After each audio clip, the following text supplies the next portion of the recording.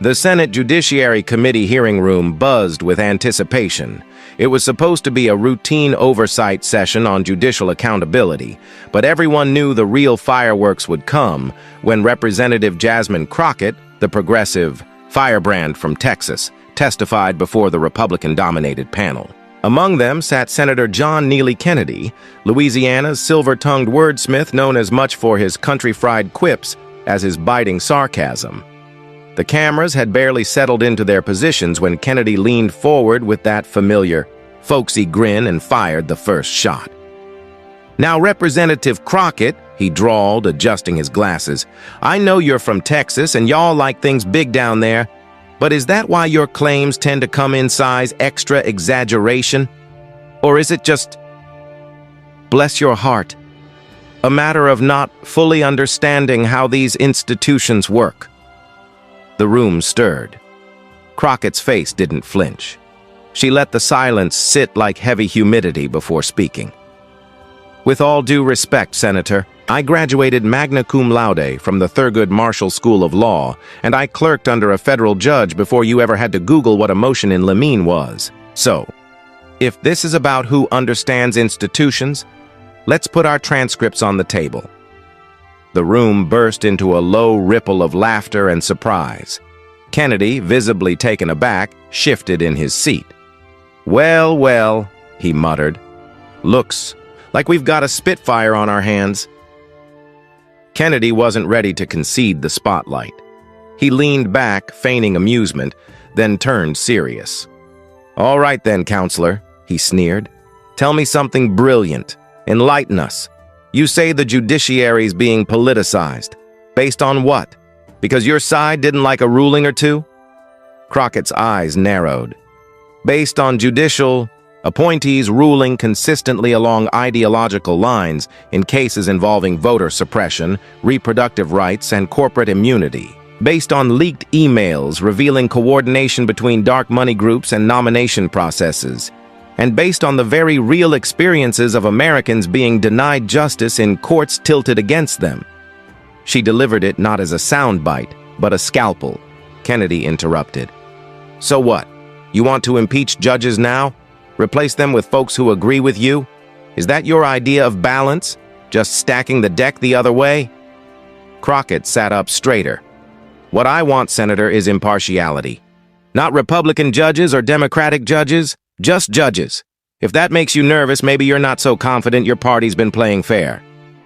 The air felt charged, like a storm hovering overhead. A few committee members exchanged glances, clearly feeling the tension build. Kennedy chuckled, but there was no humor in it. "You've got a big mouth, Congresswoman, and I'm starting to think it's making up for something smaller." The gallery audibly gasped. Crockett stood slowly, calm but volcanic. "Say that again outside of this room, Senator. I dare you." There was a long pause. Then Crockett continued, stepping slightly out of the witness chair, ignoring protocol. "You know what's interesting, Senator Kennedy? You cloak condescension in cornbread and call it charm, but it's just disrespect in a southern drawl." Her voice was controlled but thunderous. "I've worked with mothers fighting wrongful evictions, families struggling under medical bankruptcy, and men imprisoned for decades on false charges. I didn't mock them. I listened. I fought. Meanwhile, you sit here and turn oversight into vaudeville." Kennedy tried to interject, but she raised a hand. "You questioned my intelligence. Let's talk about intelligence. You authored a bill proposing to eliminate the Department of Education, then couldn't explain the difference between Title I and Title IX on national television. You confused Roe v. Wade with Brown v. Board during a CNN interview. You mocked climate scientists, then misquoted one so badly he had to issue a press statement. And you think because you speak in metaphors about pigs and possums that no one notices?" She took a breath.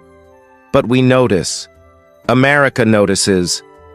You mistake cleverness for wisdom and noise for leadership." The room had gone silent. "Senator," Booker leaned forward slightly, watching with an unreadable expression.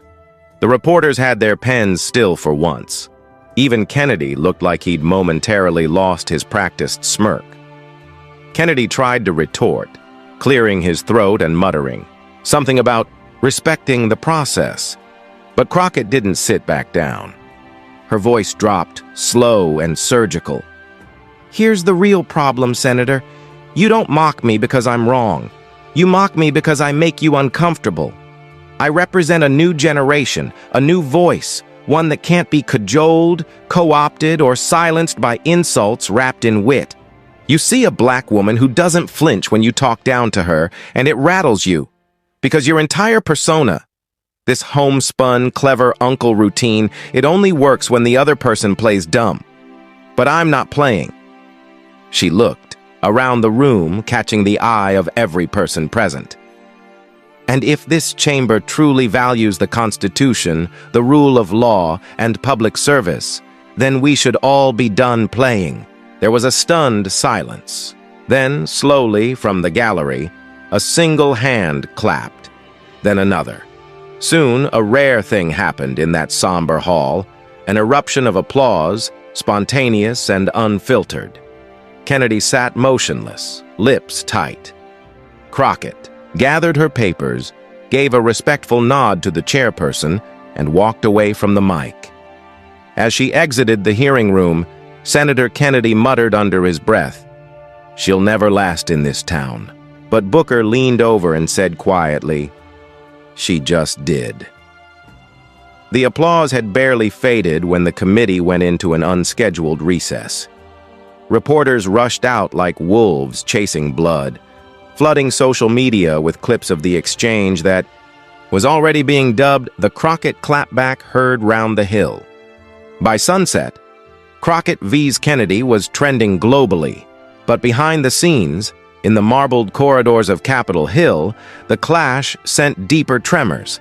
Staffers whispered of donor calls flooding into Democratic offices, demanding Crockett be given a prime slot on the Judiciary Committee.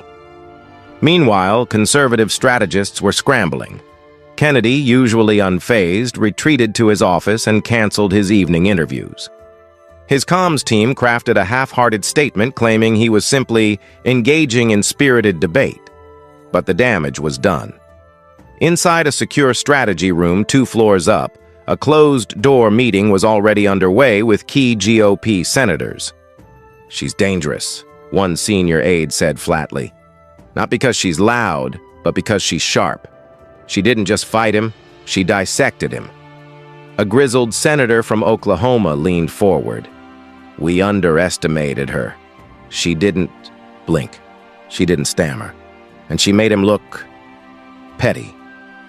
Meanwhile, Crockett was in a modest room surrounded by a few aides and close allies.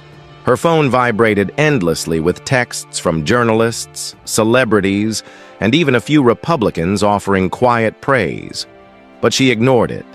She sat quietly, sipping water, still staring at the same note she'd written the night before. "Don't let them pull you into their circus. Make them step into your courtroom."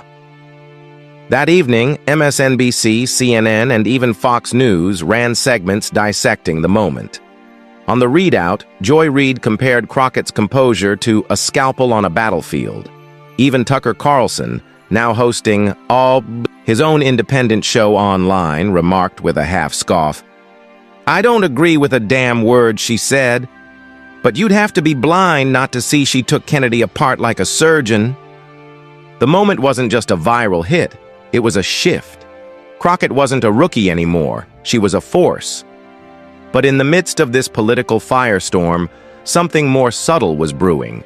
A leaked memo circulated among Senate Republicans labeled Operation Deterrent. It proposed a quiet effort to investigate Crockett's past legal work, hunting for anything that could discredit her.